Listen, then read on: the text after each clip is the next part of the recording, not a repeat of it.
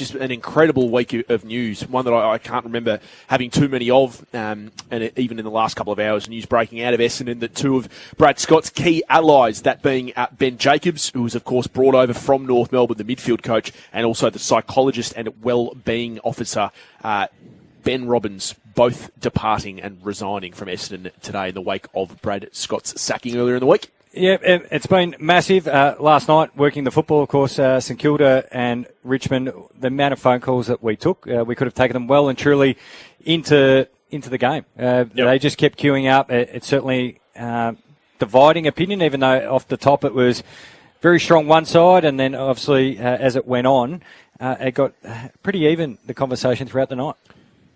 How's your club gone this week? I think they made the right decision, Sam, in terms of moving on Brad Scott. So I think that was a good decision. That's a tick? That's a tick, okay. Yes. But now it's about they've moved on a lot of coaches, though. So wouldn't say it's all on Brad Scott because, that's, 4 coaches in a pretty short period of time where Ben Rutten came and went. Obviously, who else have we missed there? Bomber Thompson was there. Hurdy was there. Matthew Knight. So it hasn't been a good period. It's been tough. It's been really difficult. But I think it was the right move because you could see the players weren't playing with great spirit or great hunger, and it wasn't just for a period of time. It's been, over a course. Last year, bad injuries. This year's been really, really poor.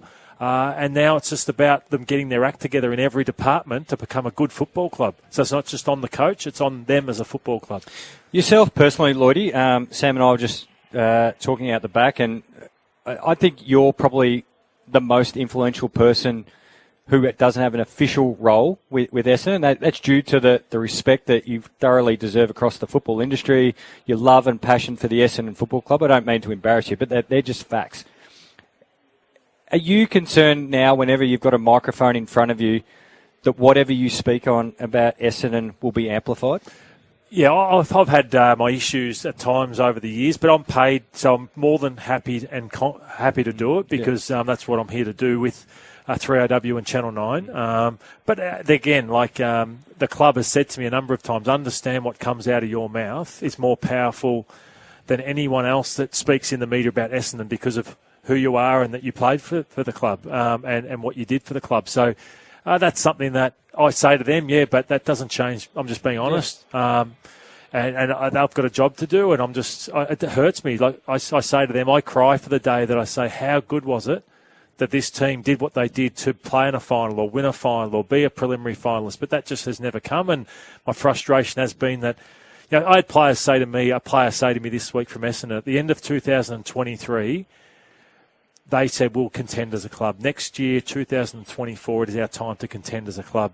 Yet in 2025, 26, suddenly it's a rebuild again. So their heads are spinning as players. So I feel for players. Yep. I feel for staff. And that's why I'm often quite strong because I want to see change for the betterment for that club. Do you think that your old premiership teammate, James Hird, was selfish in how he conducted himself on Footy Classified on Tuesday night? Do you think it put the club in an unfair position? No, I don't think he was selfish, Sam, because he answered the questions honestly.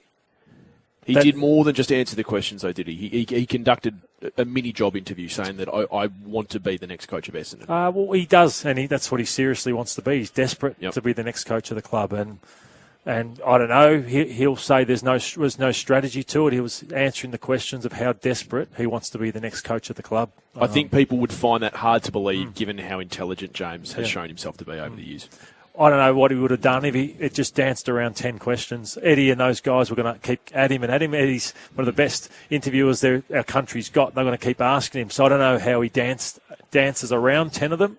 But he just wants to be the coach, and he was honest, and I don't begrudge him being honest like that. Just for all the Essendon fans listening out there, this is such a big test for Andrew Welsh and his board over the next few weeks because he's had one of the. I mean, Lloyd, said with TJ on Channel 9, he called he called James Hird basically the biggest figure in the history of the club, which is no small feat, Jimmy, given the size of the Essendon Football Club with 16 premierships. So, arguably the most notable person in the history of the Red and Black has come out this week and said he wanted to be the next coach. We all know what happened in 2013. We don't need to open up old wounds. But him doing that has put the club under significant pressure because they either take one of the biggest risks in the history of Australian sport and rehire him, or they don't, and they risk more factions emerging among supporters who desperately want him back.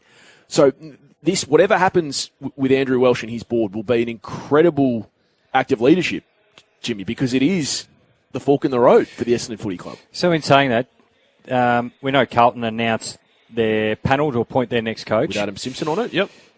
Do they need to appoint a panel? Because I think they will.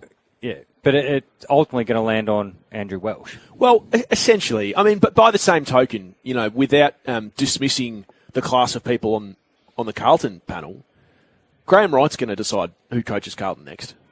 Ultimately, it will be his decision. And my view is that ultimately whoever coaches Essendon next will be Andrew Welsh's decision. Now, the club has been adamant that they will go through the proper process. And when I listen to people like Lloydie, when I listen to people like Tim Watson, when I listen to people who have rich history with the Essendon Footy Club, all of them want the same thing, and that is the best possible applicant.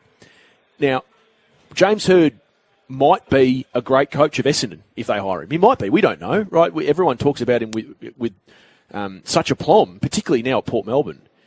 But it would be such a risk because if it goes sideways quickly, the questions will come. How could you hire a guy that was been out of the AFL system from a coaching perspective for 11 years? Hey, hasn't it changed, though? I don't disagree with any of your thoughts there, Sam, but hasn't it changed now that Craig McRae's a magnificent coach, but he came in with a group. So, the assistant coaches, we now are seeing coaches being appointed as part of a ticket.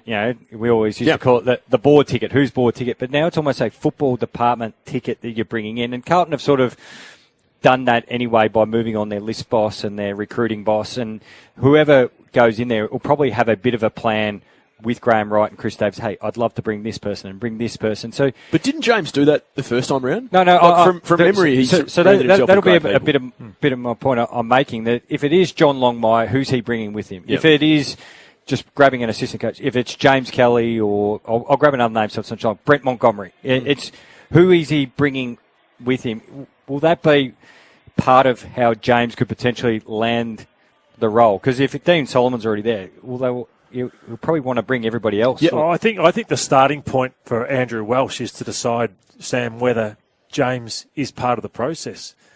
I think that's the big question because of the response from other coaches out there in the industry who feel like it's James's job.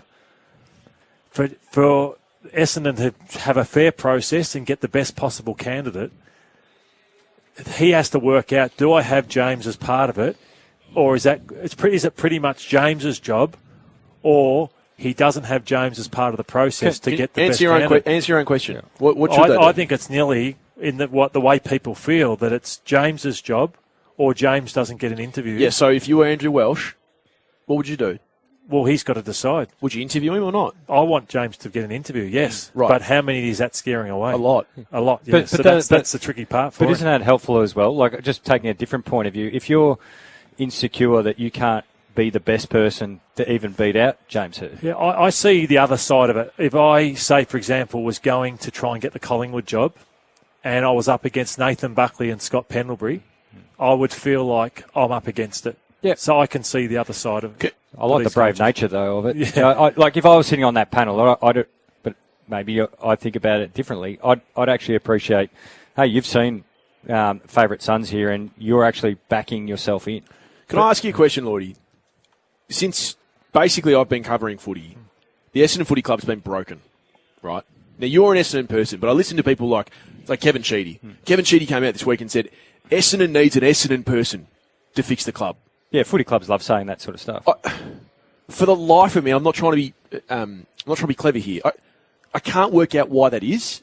Like, Kevin Sheedy came from Richmond. Like, Alistair Clarkson had no association with Hawthorn before he went there. For goodness sake, Lee Matthews was a Hawthorn legend and went and won flags at Collingwood and Brisbane. Why is Essendon different? It's not different. It's just that the club is broken. It is a broken club.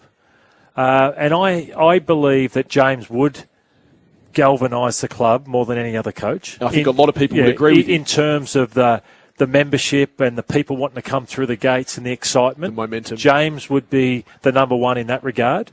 But also, if you appointed, say, who is the next gem out there? Say, who is the next best? Damien Hardwick, Craig McRae, who we think is great, that if they have them 5-0 next year or 6-2 and suddenly everyone's fine, well, that would soon galvanise everyone as well. But in terms of a starting point, there's no one who would galvanise the club more than James.